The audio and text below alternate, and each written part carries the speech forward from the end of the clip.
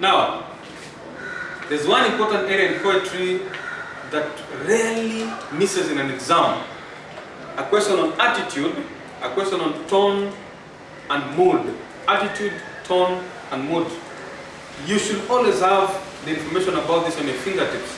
Know what attitude is, what tone is, what mood is, which I think as Form 3 class you're familiar with. Those are areas that we have exhaustively looked at. Now, question number 3 focuses on attitude. What is the attitude of the speaker towards the challenges that they are facing? What is attitude? Attitude, basically, it is the nature of your thoughts, your feelings about the subject.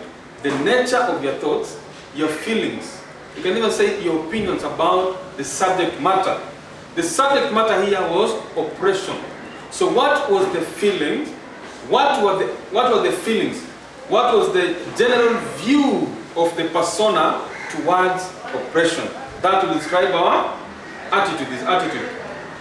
So what was the attitude? Number 1, the speaker has an attitude of triumph or optimism, hope. His optimistic attitude, hopeful attitude. The persona talks of rising. I will rise amidst the setbacks. That shows an attitude of optimism, an attitude of hope, an attitude of triumph. And I've always told you in an exam, when you're writing a question on attitude, use adjectives. For example, don't say Joseph is a hypocrite. Say Joseph is hypocritical. In case you cannot use adjectives, say an attitude of, an attitude of hope, an attitude of hate, an attitude of triumph. It's still okay to say this. But if you cannot use this, use adjectives. So number 1, the speaker has an attitude of optimism, an attitude of hope. She describes herself as the black ocean, leaping and wide, meaning that she sees herself mighty and strong like an ocean. That's an attitude of triumph, because by describing herself as an ocean, leaping and wide, it means you are raring to go. Simply means that she sees herself as a mighty and strong as an ocean. So when you talk about attitude, any of those will earn you marks. Optimism, hope, triumph. She's hoping for a better tomorrow. So that is basically the attitude. In another paper, they'll ask you about the mood. What is the mood of the poem? Or they'll ask you what is the tone of the speaker towards the subject. But mostly they test on attitude. So that is basically what you want to talk about on attitude. Now let's move further to question 4. As you can see, this is a typical paper 2 question, and there are things that rarely miss in most paper 2 questions. 1, what is the poem about? That is the first question you'll do. Secondly, they'll ask you about the persona. Thirdly, they'll test on attitudes. Then, you will rarely miss a question on figures of speech and styles. Number 4, figures of speech. Identify and illustrate the figures of speech from the poem above. Comment on the effectiveness. So most of our students, we just identify and illustrate, and we forget that very critical part where the examiner says comment on the effectiveness. Because if you do not comment on the effectiveness, definitely you cannot earn the full mark. So always answer a question in totality. Don't leave any part hanging, because that's a question of 4 marks.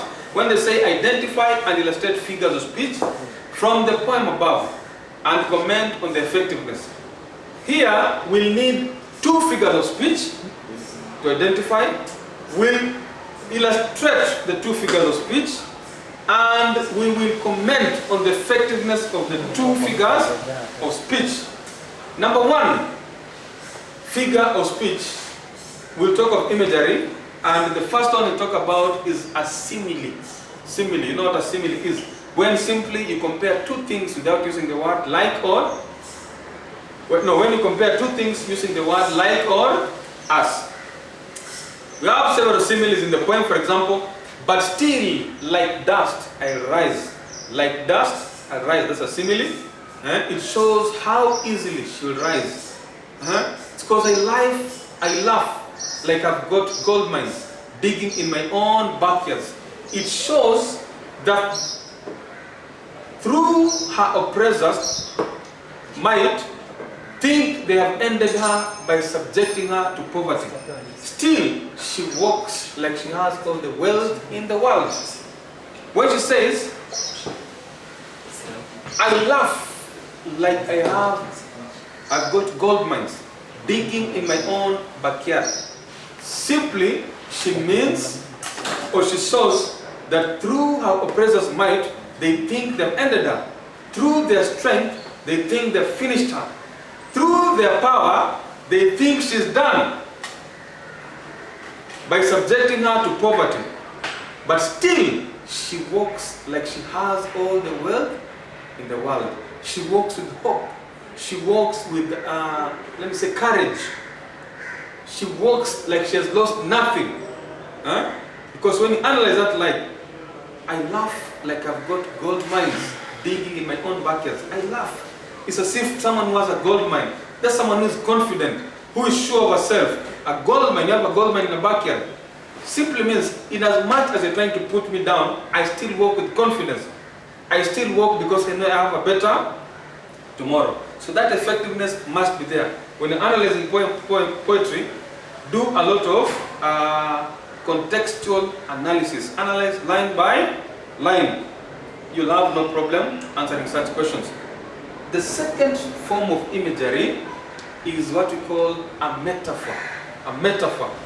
Now, imagery basically consists of metaphor, simile, irony, symbolism, personification, and others. Imagery simply brings an element of comparison in that language. So when you talk about a simile, I laugh like, you're comparing two things. Metaphor, on the other hand, is simply a form of comparison, direct comparison, where we do not use as or like. For example, she says, I'm a black ocean. That's a metaphor. If it was a simile, you could have said, I'm as black as an ocean.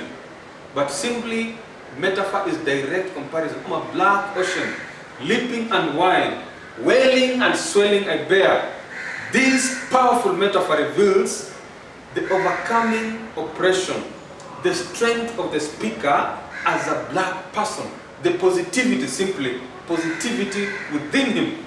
I'm a black ocean, leaping and wide, wailing and swelling I bear. This powerful, I bear. Now, it simply shows the positivity in him. That is the effectiveness of that metaphor.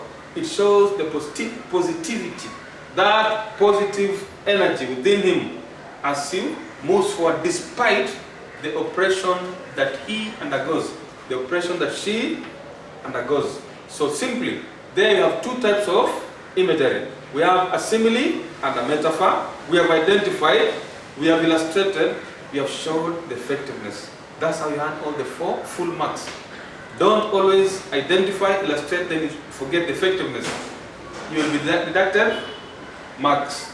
So anytime we talk about imagery, 1, any question you see in a poetry and you find the question, on the question, there is the term imagery. Identify the use of imagery. Discuss the use of imagery. 1, look for a simile in that poem.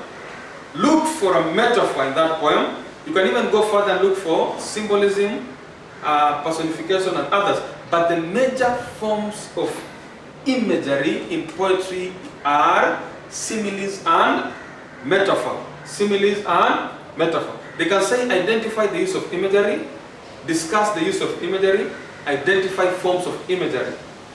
Whichever way they frame the question, give preference to metaphors and similes. Nice. Now let's go further and look at styles now. We have moved away from imagery. Let's look at styles. Another area that is rarely misses in a poetry paper. Stylistic devices. Other than the styles in question 4, which were metaphors and similes. identify and illustrate other stylistic devices employed by the poet. Simply, they're asking you to identify other styles.